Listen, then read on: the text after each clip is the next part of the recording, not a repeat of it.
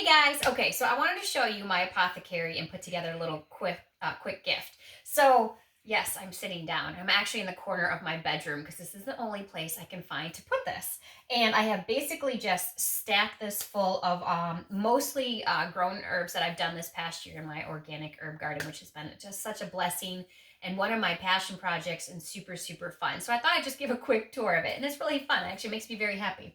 So the stuff I have on top here are stuff that I use most common and that can fit. So a lot of my favorites, I have echinacea, calendula. I even got like nasturtium and hyssop and lavender, and I have some chaga, some peppermint that I did buy, some peppermint that I did myself, lemon balm, licorice, sage, mullein, heal all.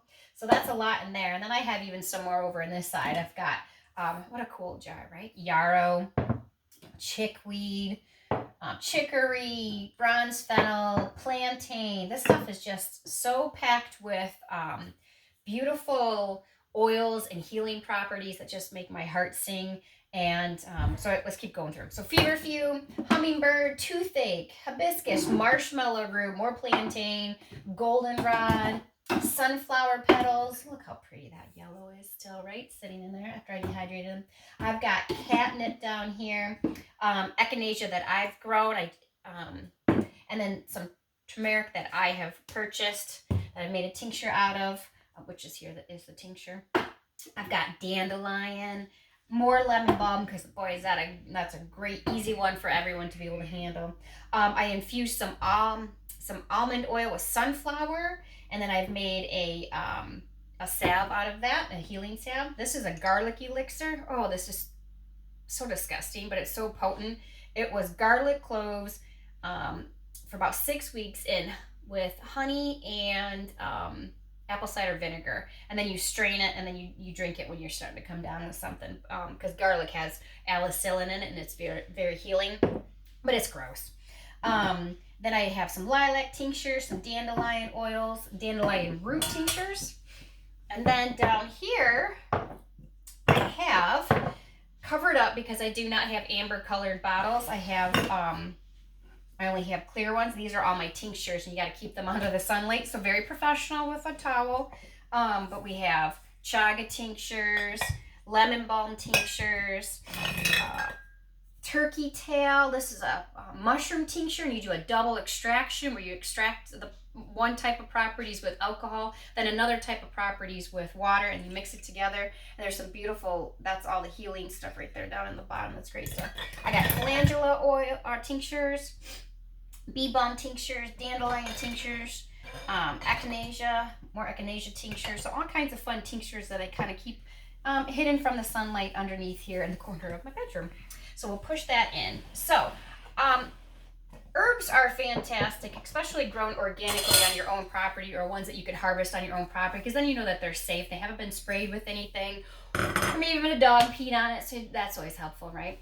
And then so they have great healing properties, and they can become cooling or warming properties. So like say if you had a fever that was warming, that you felt really hot and warm, you would want to find a herb that has cooling properties to cool you down, and vice versa. And then there's also the same thing with a dry and a wet as well. So it's kind of fun to go through and learn what all the different properties that the herbs have, so that you can kind of make it for you. But what I generally do on a every other day basis, I'm not a huge tea drinker, but since I've been growing my own, I've been a lot, and I've been able to do it with the kids too. One of my favorite teas to just kind of come in here, and I do this whenever I'm making a tea. And if you notice, I leave a lot of stuff whole, because once you start to crush up stuff, the oils and the healing properties start to actually dissipate. So to keep them whole, even on some of the vines, is your best bet to keep everything the longest that you can. So some of my favorite stuff to come in here and do, and I'm going to make a quick gift actually for a friend. I'm going to put together a quick tea that's real easy and tasty in this here for a fun little gift. So you're going to go along with me while I mix this up. Basically just using a tin, and I'm going to do some echinacea, because that's always good. I'm going to do some lemon balm, And this is lemon balm off the property. And so you'll see that it's still very much whole and lots of twigs and stuff like that, but all that stuff is good. Lemon balm is great and easy for everyone to handle. And let's see what else we want. We're gonna do some peppermint that I actually purchased. My mint did good, but I've been using a lot of it, so I'm gonna use some that I've got stored up here. So I'm gonna do some of that in there to give it that peppermint. And I'm kind of getting low on licorice, so I'll put a little bit of that in there. You can even use the twigs, right? There's a little bit of that. Put the lids back on. And another great one is calendula. Look at those beautiful things in there. So we'll add a little bit of that in there. Put a few of those in there. Okay, so now that I got that in there, I will just crush it up, since I'm giving it as a gift. They don't have to crush it up, and since I'm pre-mixing it. So we're gonna give it a good crush, make it all nice and fine to what you normally see in your tea bags.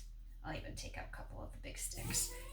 And then I'm going to go ahead and pour it into my jar. See, I've got it all nice and crushed up in there. Pour it into my jar. Let's see if looks like I could use a little bit more. So what I'll do is go ahead and fill that up more, or even maybe make it into a smaller jar. And I will decorate it, and it'll be about a tablespoon of that dried herb to about a cup of warm water. I don't bring it quite to a boiling. I get it nice and warm on the stove. And then I put that tablespoon in there, and I put the lid right back on, because that lid is going to trap the oils and the properties from the herbs right back into the water. I let it steep for at least 10 minutes. I let it go a long time, sometimes an hour, maybe even more. Then I strain it and drink it. Sometimes I end up drinking it cold, but it's delicious. So hopefully you enjoyed. This is kind of where you got to start, right? You got to start somewhere. So I'm starting small in the little corner of my my bedroom with this cute little thing that I painted years ago. And I'm just really storing and just really super enjoying all these things. So I hope you get out there this year and grow any of the type of herbs that you would enjoy, and just start storing them. So God bless.